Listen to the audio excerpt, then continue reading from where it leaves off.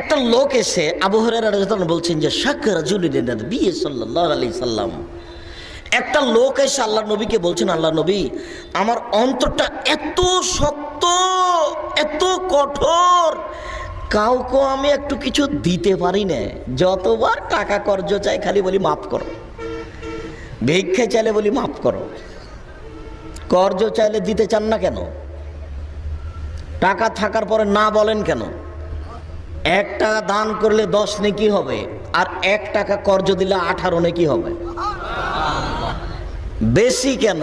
কর্জ দিলে ঠিক মতো পাওয়া যায় না, এই জন্য সমাজের কর্জ উঠে গেছে। তখন মানুষ ব্যাংকে গেছে, লোকটার ছেলের হাত ভেঙে গেছে, আপনাকে বারবার বলছে ভাইজান আমাকে 5,000 টাকা দেন, আমি ছেলেকে নিয়ে একটু মেডিকেলে যাই, আপনি দিচ্ছেন না কেন? কোন স্বভাব এটা? জরুরি মানুষকে কর্জ দিতে শিখুন, জরুরি। সবাইকে বলছি, কয়জন আপনার কাছে টাকা পায়? হাত উঠিয়ে দেখলে ধরা পড়ে ঋণ, অথচ টাকা ঠিকই আছে, ব্যাংকে আছে। আব্দুর রাজ্জাক সাহেব আপনি, আমিও আছি, যারা কর্জ দেয় তার মধ্যে আমিও আছি ইনশাল্লাহ, চিন্তা করবেন না। আর বাড়ির নাম মেহমানখানা, আমার মা বলে দিয়েছে বাড়ির নাম মেহমানখানা। হিন্দু, মুসলমান, বৌদ্ধ, খ্রিস্টান যে আসবে সে থাকবে, খাবে, 2 দিন থাক, 5 দিন থাক, 1 মাস থাক, কোনো সমস্যা নেই, আল্লাহ ভরসা ইনশাআল্লাহ। আপনিও পরীক্ষা করে দেখতে পারেন। আমার মা রেখে দিয়েছে এই বাড়ির নাম হলো মেহমানখানা, পুরুষ নারী যাবে, থাকবে, খাবে। শুনুন, একটা লোক এসে বলছে আল্লাহর নবী আমার অন্তরটা খুব শক্ত, কাউকে কিছু দিতে চায় না,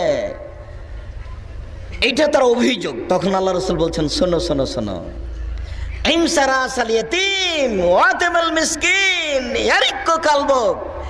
তুমি এতিমের মাথায় হাত বোলাও, এভাবে হাতটা রাখো আর মিসকিনকে খেতে দাও, তোমার অন্তর নরম হয়ে যাবে, তোমার অন্তর নরম হয়ে যাবে। 2টা কাজ করলে অন্তর নরম হয়।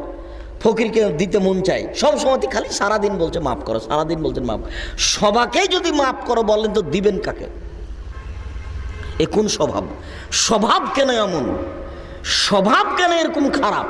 মানুষ চাচ্ছে দিবেন, 10 টাকা দেন, 5 টাকা দেন, 1 টাকা দেন, বাড়ি থেকে বের হবেন টাকা নিয়ে বের হবেন। দেওয়ার জন্যই টাকা ইনকাম করেছেন, ব্যাংকে রাখার জন্য, শয়তানি করার জন্য, আড্ডা পিটার জন্য, জেনা করার জন্য, দিন রাত মোবাইল ব্যবহার করার জন্য? বেটা শরম হয় না তোমার? লজ্জা হয় না? মুরব্বী আপনাকে অনুরোধ জানাচ্ছি, আপনি এই নীতি ত্যাগ করুন। ফকির মিসকিনকে দিতে জরুরি কথা। লোকটা এসে অভিযোগ করছে আমার অন্তরটা খুব শক্ত, কাউকে দিতে মন চায় না। তখন আল্লাহ রাসূল বলছেন 2টা কাজ করো, অন্তর নরম হয়ে যাবে। মনে থাকবে কি? 1 কাজ, এতিমের মাথায় হাত রাখতে হবে। 2, ফকির মিসকিনকে খেতে দিতে হবে, নরম হবে অন্তর। এমনিতে 2 হাত খুলে যাবে, ফকির মিসকিনকে দিতে মন চাইবে, তখন মনটা যাবে, রেখে যে কি করব, যা আছে দিয়ে চলে যায়।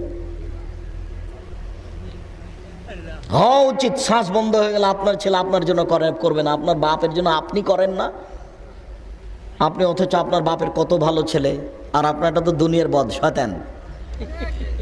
আপনারা তো 10 ভাই বোন, আর ও তো আপনার ছেলে তোমাদের 2টা ভাই, একটা কানা কাচড়া, দুনিয়ার বদ, শয়তানি করে বেড়ে, আপনি খালি আব্বু বলেন। সদাচরণ, ওয়াবুদুল্লাহ ওয়ালা তুশরিকু বিহি শাইআন ওয়া বিল ওয়ালিদাইনি ইহসানা ওয়া বিদিল কুরবা ওয়াল ইয়াতামা ওয়াল মাসাকিন। এবার এসেছে ফকির মিসকিন। রাসূল সাল্লাল্লাহু আলাইহি সাল্লামকে জিজ্ঞাসা করল, আল্লাহ রাসূল মানুষের জীবনে সবচেয়ে ভালো কাজ কি? এটা হলো জিজ্ঞাসা। তখন আল্লাহ রাসূল বলছেন তুতিমুত তাওমা তাকরাউস সালাম আলা মান আরাফতা ওয়া লাম তারিফ। অসহায় ফকির মিসকিনকে খেতে দিবা, এটা তোমার জীবনের সবচেয়ে ভালো কাজ। তারপরে যাকে চিনো তাকেও সালাম দিবা, যাকে চিনো না তাকেও সালাম দিবা। মিসকিনের সাথে সদাচরণ। অল জারিল কুরবা অল জারিল জুনুব, নিকট প্রতিবেশীর সাথে সদাচরণ। নিকট প্রতিবেশী খুব কঠিন কাজ। নিকট প্রতিবেশী, দূর প্রতিবেশী। আল্লাহ নবী বলেন 4টা জিনিস আছে যার সুখময় জীবন তার। 4টা জিনিস আছে যার সুখময় জীবন তার। 4টা জিনিস আছে যার সুখময় জীবন তার। 1, আল মারাতু সলেহা, ভালো বউ, স্ত্রী। 2 আল জারুস সালেহ, ভালো প্রতিবেশী। 3 আল মারকাবুল হানি, একটা ভালো গাড়ি, নষ্ট হয় না। 4 আল বাইতুল ওয়াসে, প্রশস্ত ঘর, অন্তত মেহমানখানাটা। 4টে জিনিস আছে যার, সুখময় জীবন তার।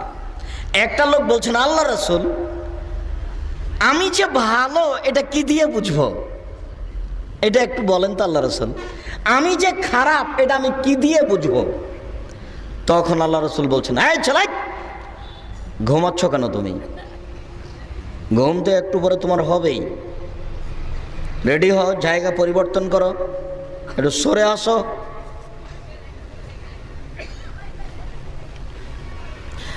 আমি যে ভালো এটা আমি কি দিয়ে বুঝবো? তখন আল্লাহ রাসূল বলছেন, এই যা সামিতা মিন জিরানাকা ইয়াকুলুনা আহসানতা ফাকাদ আহসানতা। যখন তুমি তোমার প্রতিবেশী থেকে শুনবে তোমার প্রতিবেশী বলছে ভালো, তখন তুমি ভালো।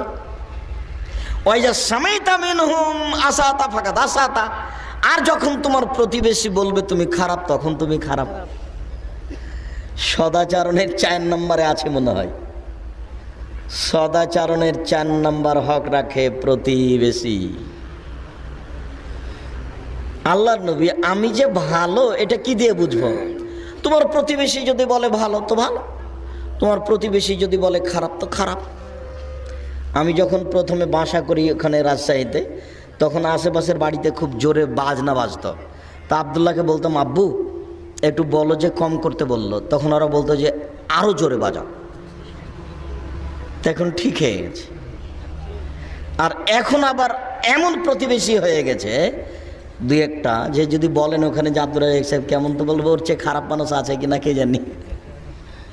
কি যে করলাম জীবনে আমি কিছু বুঝতে পারলাম না, কিভাবে এমন হয়ে গেল। আমার জীবনে কোনোদিন মনে পড়ে না যে আমি কারোর সাথে তর্ক বিতর্ক করেছি। কাউকে গালি দেওয়া তো বহু দূরের কথা, আমার ছাত্র জীবন থেকে এখন পর্যন্ত বুঝে উঠতে পারলাম না এমন কেন হলো। আপনার মসজিদে আমি এসেছি, আপনি একেবারে মূর্খ, পড়তে পারে না তাকে দিয়ে খুতবা দিয়ে নিচ্ছেন। আমি বসে আছি, আপনি আমাকে বলতে পারেন না। আপনার যে আমার উপরে কত রাগ আমি বুঝতে পারলাম না। আল্লাহর কসম, আল্লাহে আল্লাহর কসম, আল্লাহে আল্লাহর কসম, 90 সাল থেকে নিয়ে এখন পর্যন্ত আমি কোনোদিন অপ্রয়োজনীয় বাক্য বলিনি। 90 সাল থেকে নিয়ে এখন পর্যন্ত আমি কোনোদিন কেসা কাহিনী বলিনি। আমি আপনার কি ক্ষতি করেছি তা বুঝতে পারি না। আপনি আমাকে সাহস করে একটু বলতে পারবেন না যে আপনি খুতবাটা দেন? বুঝে উঠতে পারলাম না সদাচরণ কোথায় হারালাম, কিভাবে সদাচরণ হারিয়ে গেল বুঝলাম না। সাহাবী এসে বলছেন, আল্লাহর নবী অমুক মহিলা বেশি বেশি দান খায়রাত করে, বেশি বেশি সালাত আদায় করে, বেশি বেশি সিয়াম পালন করে, তবে প্রতিবেশীকে কষ্ট দেয়। গায়রান্নাহা তুজি জিরানাহা বিলিসানিহা, মুখ দিয়ে প্রতিবেশীকে কষ্ট দেয়। তখন আল্লাহ রাসূল বলছেন, হিয়া ফিন্নার, ও জাহান্নামে যাবে। নিকট প্রতিবেশী, দূর প্রতিবেশী, 3-4 বাড়ি পরে যে আছে সে দূরের প্রতিবেশী, তার সাথে ভালো আচরণ করতে হবে। প্রতিবেশী অল জারিল জুনুব অল জার বিল জামবে ও সাহিব বিল জামবে, চলার সাথী, একসাথে চলছেন বা গাড়িতে উঠেছেন, একটা লোক অটোতে আগে থেকে বসে আছে, আপনি বসে আছেন, একটা লোক উঠেছে, তাড়াহুড়া করে উঠছিল, ওর ব্যাগটা আপনার মাথায় লেগে গেছে, আপনি চট করে বলছেন কপালে চোখ নাই দেখতে পান না, এ কোন স্বভাব? এ কথা বললেন কেন আপনি? কেন বলবেন এই কথা? ও কি মেরেছে আপনাকে জেনে শুনে? ও খেয়াল করতে পারেনি ব্যাগটা আপনার গায়ে লেগে গেছে, আপনার এত রাগ কেন? আপনার রিক্সাওয়ালার মতো আচরণ, নোংরা আচরণ কেন? রিক্সাওয়ালা রিক্সাটা আরেকজনের সাথে একটু লেগে গেছে, এই যে গালি দিল, একটা আর একটু পর আরেকজনের সাথে লেগে গেছে, এই যে গালি ওও দিল, মনে হচ্ছে সবাই পণ্ডিত আর সবাই একজন আরেকজনকে গালি দিয়ে একবারে ভরে দিচ্ছে। আপনার স্বভাবে এরকম কেন হবে? রিক্সাওয়ালার সাথে আপনার গন্ডগোল হয় কেন? 2 টাকার জন্য শরম হয় না কেন? শরম হয় না কেন? রিক্সাওয়ালার সাথে গন্ডগোল করেন কেন? গাড়িতে উঠলেই প্যাসেঞ্জার, সুপারভাইজারের সাথে, কন্ট্রাক্টরের সাথে আপনার অত গন্ডগোল কেন? 2 টাকার জন্য 5 টাকার জন্য কি আপনার সব টাকা লুটে নিবে? ঢাকা শহরের নাম বলছেন একটা লোক, ও রিক্সায় উঠলো, আমি উঠলাম। তা আমি বললাম যে ভাই একটু চুক্তি করে উঠলেন না যে? তখন বলছি যে নেমে ও ঢাকা যা টাকা চাইবে দিয়ে দেবো, কি আমার সবই টাকা নিয়ে নেবে নাকি? রিক্সাওয়ালার কত টাকা নেবে? ওর কাছে হয়তো অনেক টাকা আছে, তোকে সবই চাইবে। চাইতে হলে 100 টাকা চাইতে পারে, 500 টাকা চার মতো তো রিক্সাওয়ালাই নাই। তো রিক্সাওয়ালার সাথে আপনার গন্ডগোল হচ্ছে কেন? কোন স্বভাব এটা? উপস্থিত যত দিনই ভাই বোন আছেন, আপনাকে অনুরোধ জানাচ্ছি, জীবনে কোনোদিন গাড়িতে উঠে রিক্সায় উঠে মানুষের সাথে গন্ডগোল করবেন না। চেয়েছে 20 টাকা, আচ্ছা 10 টাকা না হয় বেশি চেয়েছে, কত ক্ষতি হতে পারে?